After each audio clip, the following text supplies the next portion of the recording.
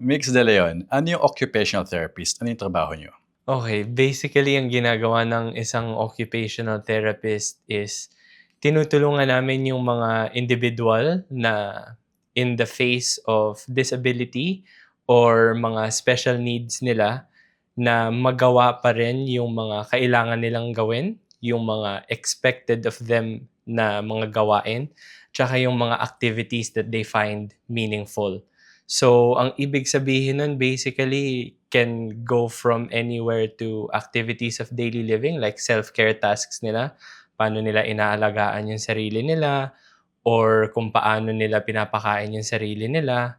Pwede ding kung paano nila ginagamit yung oras nila for leisure activities or ano yung mga gusto pa nilang gawin para magampanan yung mga kailangan nilang activities at the specific age of their life. So basically, across the lifespan yung trabaho namin. Pwedeng pediatrics, pwedeng adolescents, early adulthood, kahit na nagtatrabaho na mismo yung tao, ganun, or pag retired na, nabuhay, tapos nagkaroon ng case of a disability, that's where we come in to help individuals. So magkano yung usually kinikita ng occupational therapist dito sa Australia? Dito sa Australia, ang napansin kong basehan nila pag kumukuha sila ng international migrant is nasa mga years of experience yung basehan. Ang range is usually 75,000 to 90,000 annually. AUD yun. Yes, Yeah. AUD. What's that converted in peso? Converted in peso annually, if my math serves me right, probably around the range of 2.8, 3 million annually. Compute natin. So 90K, currently nasa 43. It's about 3.8 million. Yeah, Yung 90K. yeah. And compare sa Pilipinas, magkano usually yung kinikita ng mga OT doon? Ang kinikita kasi ng OT base sa kung paano ka nagtatrabaho sa atin sa Pilipinas is, let's say for example, nagtatrabaho ka sa Parañaque, tas meron ka ding clinic na pinagtatrabahuhan sa BGC. Magkaiba yung rate nun. So, nung pagkaalis ko, let's say for example, give or take, ang rate ng therapist nun sa Alabang or Parañaque area nasa mga 410. Pag nagpa-practice ka sa BGC, pwedeng pumalo yun ng 500 to 600 pesos a client. So, ang mangyayari nung magtatrabaho ka, depende kung anong oras mo gusto. May mga kilala ko, 7 to 6 nagtatrabaho. Iba, 8 to 5 per hour yon. So, yung kada oras nun, dapat may nafe-fill kang isang kliyente. Tapos, imumultiply mo dun yung amount. Yun yung take home mo across 4 weeks. So nung panahon mo, nasa magkano yung monthly? Monthly nun na pwedeng on a good month, sabihin na natin na sa 32.8K. And that's working 6 times a week. Magkano? 30? 32,800 pesos on a good month. Wow. Compared to Australia, ang laki. Yeah. Malaki talaga yung difference niya. At saka yung support na nakukuha from the government as well is something that is a glaring difference. So that's a good month. So in annually, let's say, every month was good. Nasa about 400K pesos? Yeah. 400K pesos per year. So since na-compute mo kanina yung presyo nung 3.8 million compared to 400,000 times how much man yun, di ba? Malaki talaga yung difference. Let's talk about yung bigat ng trabaho ng OT, occupational therapist sa Australia versus sa Philippines. Saan yung mas magaan? Saan yung mas rewarding? I think in our job, a big part of the reality is there will always be a level of burnout. So it just depends subjectively what kind of burnout are you willing to live in. Are you willing to live in the burnout of working 6 to 7 times a week in the Philippines? Or are you willing to live in the burnout that you will experience working abroad, but you only have to work 5 times a week? And then you get the weekends off, you get to recuperate, you get to reset, and then you go again. So it's really about a lot of giving yourself na you're not just caring for the participant that you're working with. You're also having to educate the parents, especially if you're working with pediatric clients, which I personally work with. So, ang major na mabigat na part nun is really working with other people and giving a lot of what you know, thinking or researching how can I help them with their questions, being okay na hindi mo alam yung sagot, but I'll get back to you. Next time na magkita tayo, may maibibigay ako sa yung strategy or approach. If not, we'll try again. Do you have any regrets na nag-migrate ka sa Australia to become an occupational therapist? Any regrets? No. I recall the conversation I had with one of our best friends here in Australia. I think that was 2 or 3 months in. She asked, "So is this the best move of your life?" Couldn't quite answer it clearly back then. But now that this is our 3rd year in Australia, definitely was the best decision of my life. And simple answer, no, I don't regret anything. Kung yung kita mo pareho, 3.8 million dito sa Australia, 3.8 million din sa Pilipinas, would you go back? That's a good question. That's a tough question to answer. Definitely feels like home already din kasi. So, I don't think I would trade the comfortability of the system here compared to the systems that we have back home. Because if you look at it, my job is built on the healthcare system. I am only as good as the healthcare system that supports me. So the healthcare system is good from the ground up here in Australia. So I don't think I would really go back. Okay, so occupational therapist ka sa Pilipinas, paano ka nakapag-migrate sa Australia? Ano yung naging pathway mo? Okay, ang pinaka-main pathway kapag skilled work na pinupush din naman ng gobyerno ng Australia is yung temporary skills shortage visa or yung visa subclass 482. Hindi ko gaano sure kung ano na yung pinangalan nila dun sa visa na yun ngayon, pero yun yung pathway. And then, ang direct pathway conversion nun is employer-sponsored visa for subclass 186 also. Pero ang pinaka-main na ginawa ko nun is, nakadepende kasi yon sa kung yung eskwelahan na pinagtapusan mo ng OT sa Pilipinas ay recognized ng World Federation of Occupational Therapists or WFOT. Ibig sabihin nun, mas madali mong mako-convert yung initial mo na visa into a PR. So, ang mangyayari doon is from the Philippines, may kakilala kasi ako, may ka-work ako noon dati sa isang preschool where we catered to children with special needs na magtatrabaho na pala siya dito, nasa Queensland na siya. Nag-reach out ako sa kanya kung paano yung naging proseso. Ni-refer niya ako dun sa agency niya. Pagka-refer sa akin dun sa agency, mabilis naman silang nag-reply. Tapos nun, bibigay mo lang sa kanila yung resume mo. Tapos, bibigyan ka nila ng psychometric test, personality test. Tapos, ibabato nila yun dun sa pool nila ng mga small to medium business na nagha-hire ng allied health workers dito. They will set you up with an interview. Once they like you or they feel that you're a perfect fit, they'll give you an offer sheet. And then from there, doon na magsisimula yung process ng visa. So, all from the Philippines to, pwede mong gawin. And then, ang next na gagawin mo nun is ko-convert mo yung lisensya mo from PRC sa Philippines into a New Zealand practicing certificate.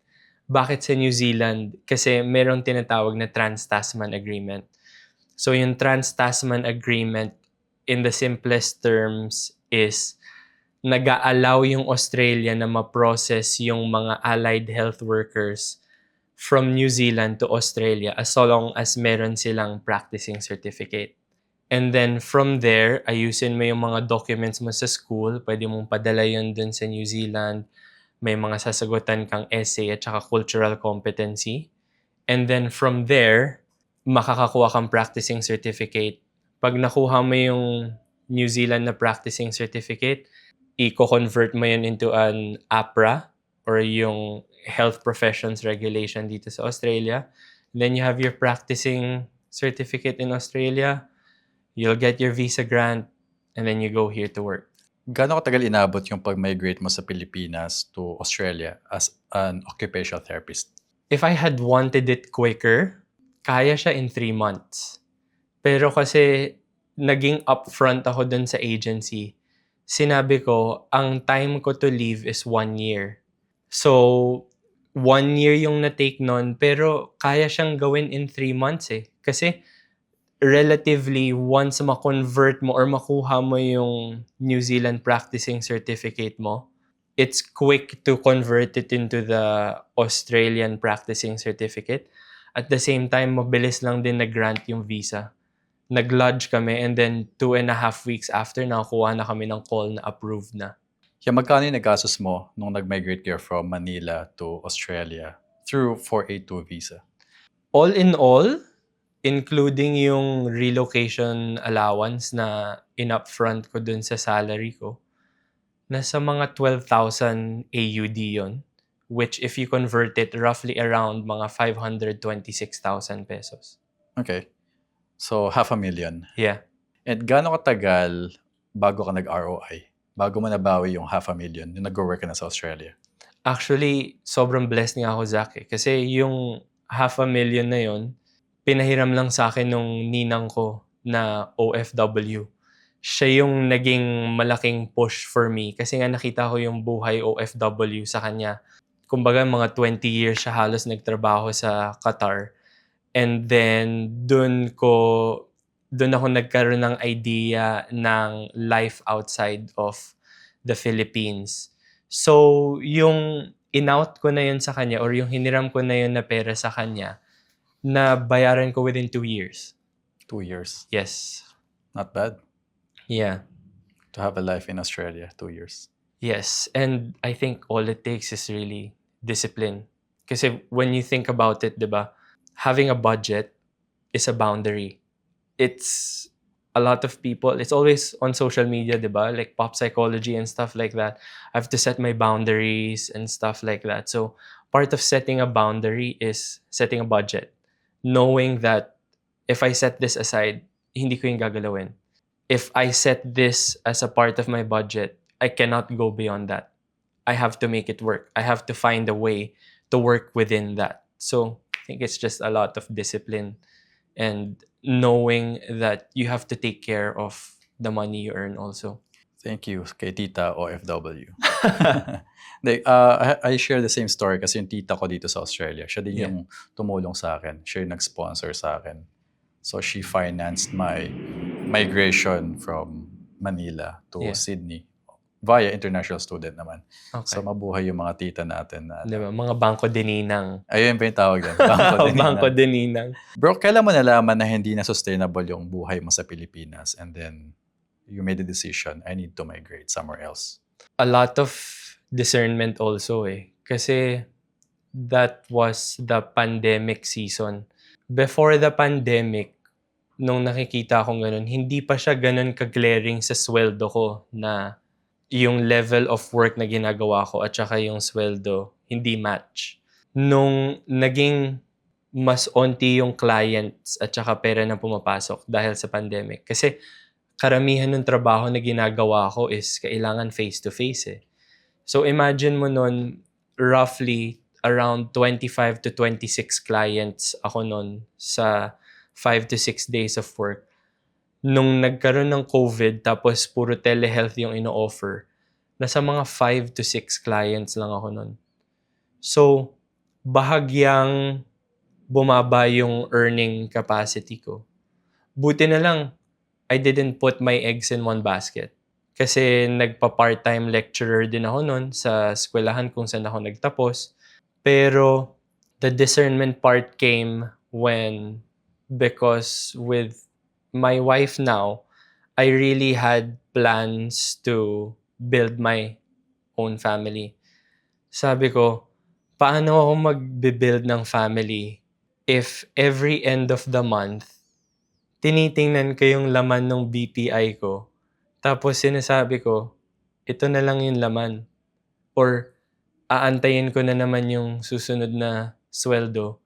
And then it's just a cycle again. So, that was a big part of it na sabi ko, there has to be more. The level of support for a worker like me back in the Philippines just, I felt, wasn't enough. And add that to the fact that I wanted to build my own family. And a part of that is the innate desire to be a good provider. How can I provide earning what I had back in the Philippines? Para sa'yo, ano meaning nung being a good provider as a man? I think being a good provider changes depending on the season that you're in life. Eh. So let's say for example, right now, wala pa naman kaming anak. Kaming dalawa pa lang.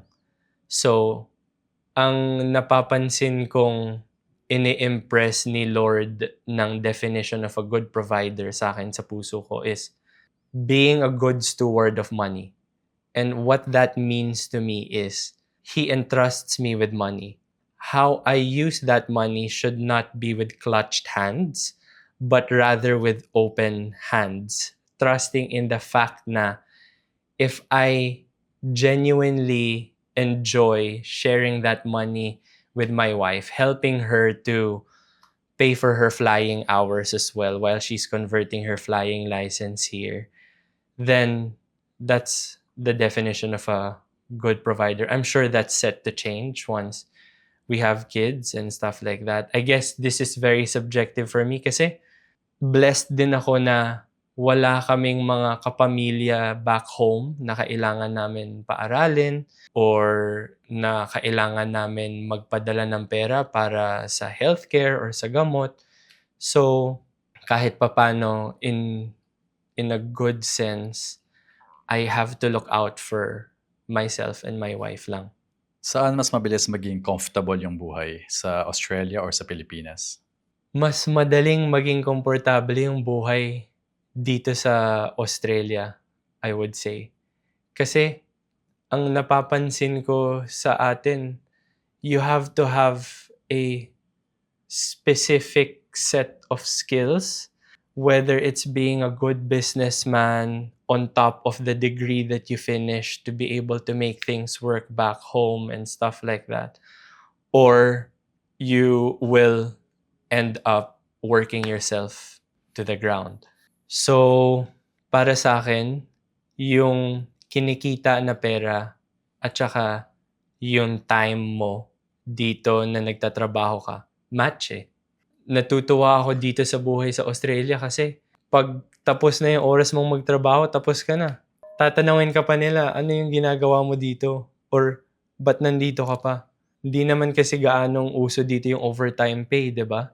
So, babawiin mo na lang yung oras mo pag nag-overtime ka. Pero, para sa akin, na nakukuha mo din yung weekends mo, I would say that that's pretty worth it. Tapos, okay pa yung healthcare mo. Hindi mo kailangan isipin na kailangan kong magtabi ng pera kasi pagtanda ko, gagamitin ko yon to take care of my health. Ano yung biggest financial struggle mo yung nag-migrate na kayo sa Australia? Yung nandito na kayo? Yung biggest financial struggle ko siguro yung unang taon na nandito kami. Yung unang taon na yon, ang may guaranteed lang na trabaho is ako. And I thought I had the math correct in my head of rent, expenses, bills. Yun pala may PAYG pa. Nag-change pala yun or nagfa-fluctuate din pala yun.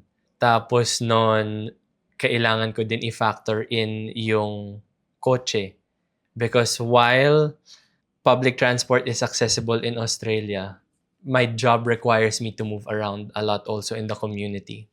So, ang biggest struggle was being a single income household for that first year. And really saying na, oh, ito lang budget natin, dito lang tayo. Tapos nun, nagtatabi na din ako ng pera nun para mabayaran yung utang ko sa ninang ko. So, that was a lot of growing up to do. Buti na lang hindi ako maluho na tao. So, kung ano yung tinatabi nun, nakakompute naman. Shout out sa asawa kong magaling mag-Excel, di ba? So, lahat yun nakakompute na. And I don't mind that. Kasi, at least, alam mo kung ano yung itatabi mong pera. Yun. I learned, I love using AI. Yeah. So, yung monthly expenses ko, babato ko sa kanya. Okay. Tapos, isa-send ko din yung monthly income ko. Okay. Kunyari, may set ako na goal na, kunyari, I wanna save 1K AUD per Yeah. month. Analyze my spending and my income and suggest ways to, so I can hit my, my goal. Ah. Or how can I minimize my expenses? Kunyari, yung car insurance. Mhm. Kasi minsan, stick ka lang sa isa eh. Yeah. Hindi ka nagka-canvas. Every year, nagbabago. Yeah. So, every year, yung insurance ko, nagbabago din siya kasi may mas mura, yung energy provider, kung homeowner ka, yung electricity. So, ang daming ways so you can control your budget, yung Yeah. finances. Kasi ang daming ko na-meet na Filipino na hindi nila alam, pwede palang i-check yan na may comparison pala. So, kala nila yung pagdating nila sa Australia, if I'm only with this provider, kunyari yung phone provider, yung insurance, na yun na yun. Yeah. Hindi sila masyadong nagka-canvas kasi they're too focused on making money. Gets. So yun, use AI Sige. and other resources to help you guys na pang track your money. Sige. Actually, ang ganda ng sinabi mo kasi hindi naman lahat nakikita mo, di ba? Parang akala mo minsan baka you're spending within your means pero you're taking a little bit out na pala. So, yung sinabi mo, ang nakuha ko doon is you're using AI to help you see any blind spots. Correct. Diba? And then from those blind spots, okay, where can I adjust and readjust? Mhm. I think that takes a lot also to know that you need to adjust. Diba? Kasi meron ding mga ibang tao na pag tumataas yung means nila, sinasabayan din nila ng pagtaas ng gastos, which I personally feel like if tumaas yung means mo, you should stay where you are or stay within your current means, especially if wala namang mga, I mean, it's a needs versus wants type of question, kumbaga. So, yun. What's the highest level sa isang occupational therapist? What's the peak of success na promotion? What is it? Peak of promotion, if you are able to stay with a company for a long period of time and you're able to learn the administrative operations, the management side without having to take your master's degree, you can become a therapy manager. So that will mean that you're part of the management team already. You are managing the greater team. You have more administrative duties. And depending on the place that you work in, either tatanggalin na nila yung billable hours that you have to meeting clients, and then purely just make it administrative and organizational duties. So it would probably be a therapy manager. Meron ba mga upskilling required to get more income, pay rise in your work? In terms of upskilling, you can, but you also have to pair it with the years of experience. Because when you reach a specific amount of years here, hindi naman lalapit sa'yo yung company mo tapos sasabihin, napansin namin, sabihin natin for example, 4 to 6 years ka nang nagtatrabaho dito. Gusto mo ba ng senior OT role? Ganon, or senior occupational therapist role? Ang napapansin ko sa working culture nila dito is they want people who are self-starters and who are assertive also. So, masasabi mo din yun sa sarili mo kapag ready ka na for that role eh. So, in terms of upskilling, you can get certifications of different approaches to help yourself provide better therapy for complex clients. The more complex clients that you're able to take on, the better you can apply for the senior occupational therapist role. And then from there, you can continue to work your way up if you want to be a therapy manager as well in the future. Ano yung financial mistake na dapat iwasan ng mga Pilipino na bagong dating sa Australia? Yung financial mistake siguro na pwedeng iwasan. Ako, for me, I can answer this in a personal way. It was always a battle of pagpunta ko sa Australia, yayaman ako ng sobra. Kasi pag ang nangyayari sa akin noon was, kino-convert ko lahat eh. Lalo na nung una kong dating dito. So, kada pasok ng pera, uy, pag kinonvert mo in peso, ganito siya. But you slowly realize that you're not spending in peso, right? You're earning AUD, you're also spending in AUD. So, it really boils down to actually discipline. So, like I said earlier, discipline and setting boundaries, setting a budget, knowing that you will have to work within that budget, especially as it depends on your family background as well, or depends on your reasons for why you're migrating to Australia. I think if you're a single professional, go for it. Like, have at it, especially because you're going to explore life here by yourself. And then, yun. Pero discipline and budgeting your money talaga. Knowing that you have a specific range that you're going to earn and you have to be able to live within those means. Ano yung hindi naiintindihan ng mga tao sa Pilipinas about working abroad? It's actually tougher than people think it is. I miss my brother every day. I miss being able to spend time with him and just knowing na kapag either my wife or I get sick, there's someone there to help us. Dito kaming dalawa lang eh. Like, we're constantly looking out for each other. And then in this season of our lives also, we're earning our money to help each other achieve our dreams. So, hindi tama, or there is a misconception na pag nagtatrabaho ka or OFW ka, milyonaryo ka na. Because hindi naman nakikita ng lahat ng tao yung behind the scenes na part eh. Hindi nila nakikita na may mga emergencies, may mga times din na kailangan magpadala, ang daming mga binabayaran din. So, yun yung isa sa mga mahihirap na bagay about living abroad. It's that you're away from your comfort zone. Then again, I would argue that when you're outside of your comfort zone, that's where a lot of stretching and growth happens, right?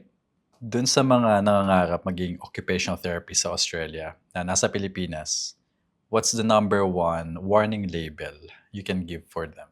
Siguro number one warning label that I can give for them is you have to be prepared mentally and emotionally because you're here to help people. You're here to serve other people.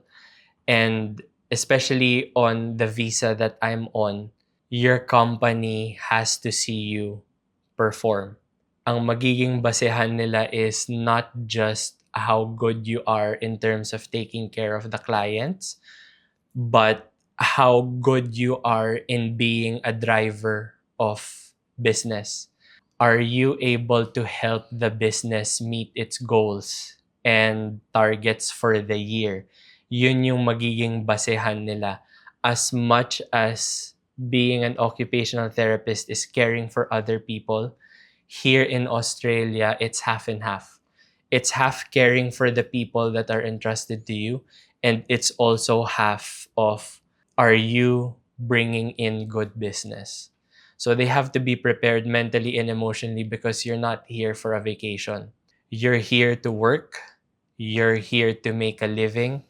You're here because you want a better future for yourself, or if you're bringing your family along with you, better future for your family. So, yun. As an OT, did you experience racism dito sa Australia? Racism in Australia.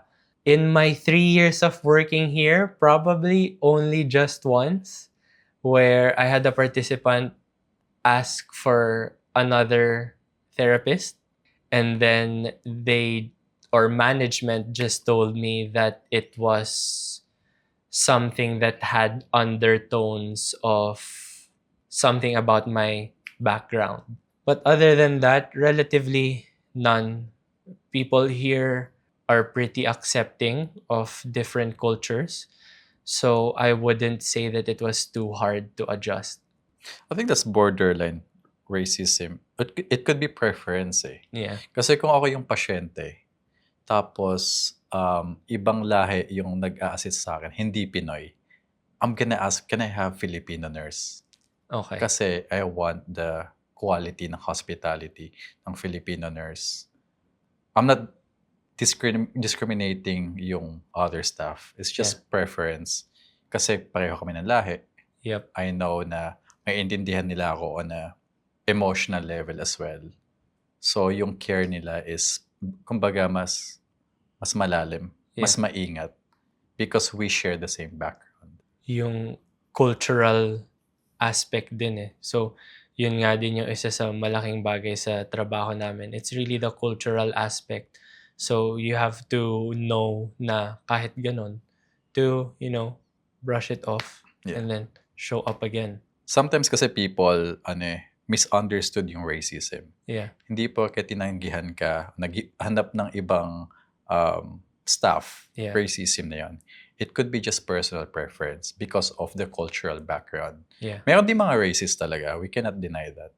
But for me kasi, living here in Australia for 12 years, personally, I have not experienced racism. Not in face-to-face. Yeah. Maybe pagtalikod ko sa workplace. But yung harapan or they look for another photographer dahil Pinoy ako, I've never experienced it. So, yeah. Zach, question. Nung 12 years mo na nandito ka, kailan mo nasabi sa sarili mo or meron ka bang goal na sinet para sa sarili mo na pagtapak ko ng ganitong age, ito na yung ginagawa ko with my money? Like, following the content that you create and stuff like that. I know that you have your own business, but you also do your investments on the side. So, saan nanggaling yung motivation na yun to make your money work for you also? I was 17. Yeah. Nasa SDA building ako sa St. Benilde. Sa malamig na room. And it was a 3D animation class. Yeah. And randomly lang, I was just doing my plates, my midterm project. Sabi ko, I was 17, sabi ko, by 28, gusto ko, I'm okay na. Like, I have business, investments, I'm settled in life. And I'm blessed na I was able to do that. So it started when I was 17. Okay. And then I set that date na 28 was my lucky number. Okay. So at 28, I have Ascent Studios, my business. It was making enough money. And then I got married 28 then. Tapos, I bought a house 28. Okay. So, pang lahat nangyari dun eh. Sabi ko, Yeah. Lord, ang galing naman. Nakakatuwa. And then 28 din nun, nag-start ako investing sa stocks. Okay. So, real estate and stocks. So, and then I met a few people along the way na they retired at the age of 39, yung iba 35. Wild. And yung pinakita nila yung framework, sabi ko, wow, it's so achievable na to have multiple properties, to have this much passive income from your investing. Na for me, sabi ko, hindi ko magets, ang hirap intindihin. But the moment they showed me the framework, Yeah. how exactly they did it, sabi ko, ganun lang pala kasimple yun. All you have to do is reach out to these people who's already living the life Yeah. you want to live, and if they're good, if you're good to them as well, they might show you how they've done it. Okay. So, yeah, 28. And I Nice. came to Australia at 21, 33 na ako ngayon. Yeah. So, 28. Nice. Yeah. Okay. That's cool. Mix, what's your number one advice sa mga OT na gustong mag-migrate sa Australia? Number one advice is probably to build a level of experience and competence also. I remember my mentor, and she would always want to serve the underprivileged communities, or to always be in the communities where occupational therapists are needed. So my advice is to really discern about it, because there's still a lot of opportunities that are undiscovered in the Philippines. And for an X amount of people in the Philippines, there's only, if my numbers are not too far off, 0.001 OTs per a specific amount of people in a community. So they have to take that into consideration. But at the same time, if they're really looking at the financial aspect, kasi ang sinasabi ng mga tao about our jobs is mag-OT ka, in demand yan sa ibang bansa, dadami yung pera mo. That's a little bit more straightforward when it sounds like that. But if that's really the aspect that that therapist wants to explore, it has to be outside of the Philippines, because the foundations outside of the Philippines are much stronger. Healthcare systems are somewhat more streamlined, and people are willing to support skilled workers. So that's why I said they have to build their knowledge of the approaches that they know, so that the level of care that they can give right off the bat once they get here is already at the level that the company expects, so that it matches, right? So, kasi sa atin, you have to know how to make something out of nothing. You have to know how to be resourceful as well as a therapist, na not all of the therapy centers in the Philippines have access to new toys every year. So you have to know how to work na, okay, ito yung mga gamit ko and materials ko. Madami akong naiisip na pwedeng gawin with these toys and mga materials. Para pagdating mo dito and meron ka ng support to match yung mga ideas mo, it will just flow. It will just be easier. So a specific level of competence and just knowing and equipping yourself of the different approaches that you can give to clients. Kung hindi ka umalis ng Pilipinas, do you think masaya ka ngayon? Would probably still be happy, because I would be with my family and I would still be with my wife now. But the level of comfortability and the level of yung ginhawa na nararamdaman ko sa loob ko at saka sa sarili ko, na kaya kong makapagbigay, kaya kong makapagtabi, kahit ano man yung ibato sa akin ng buhay, ready kami financially and emotionally and physically. It pales in comparison to life in the Philippines. So, in this season right now, I wouldn't trade my life in Australia for my life in the Philippines. Last question. Kung bibigyan kita ng 40 million pesos to move back to the Philippines for good with your wife, will you take the 40 million pesos? I would take my life here in Australia with my wife. Early on, lagi naming pinag-uusapan. And ang saying namin was, mas pipiliin naming maghirap dito kesa maghirap sa Pilipinas. Yung 40 million na yan seems like a big amount of money. But if you give it to me now at my age, by the time that I have to retire in the Philippines and that I have to look after grandchildren and stuff, I'm sure onti na lang yung matitira dun. Kasi ang daming factors eh. Yung healthcare system talaga, 'di ba? I mean, yeah, I could invest it, I could grow it, but like I said, it's about systems. How well are the systems in your country helping you to be not just a good worker, but the best citizen that you can be? And even though I'm not a citizen here yet, I know that the systems here in Australia are helping to maximize the best version of me, which I don't have in the Philippines because the systems that we have in the Philippines are flawed. Migs, bro, thank you for being on the show. Thank you.